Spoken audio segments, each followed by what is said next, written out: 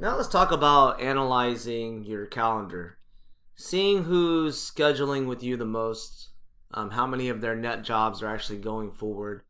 Just basic overall for you to be able to see for marketing purposes too, who your best clients are that are scheduling and who's kind of falling off.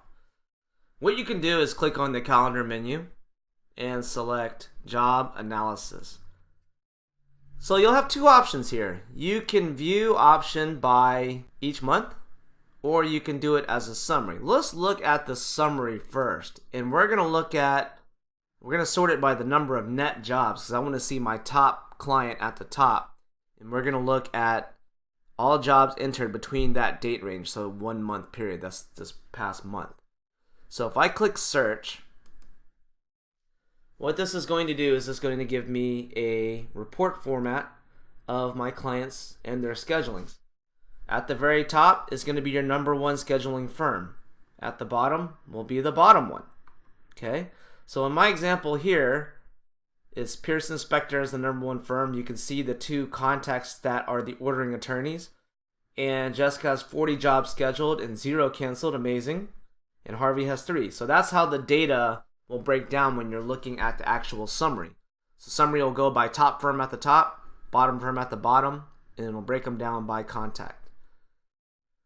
Now, if you want to view it by month, we'll go ahead and select View Option Month, click Search. This one's a little different. So it's going to show you the same firms here.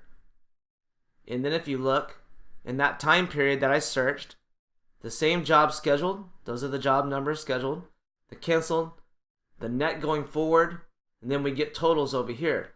Now look at this Expand Collapse button at the top.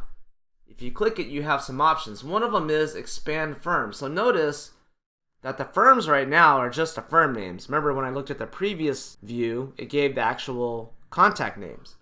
So if I expand firm, notice now it gives me the actual contact names. And it breaks down their schedulings now even further. So now it's not looking at the firm level, it's looking at the contact level next to it, right? But it's still putting top firm at the top, okay?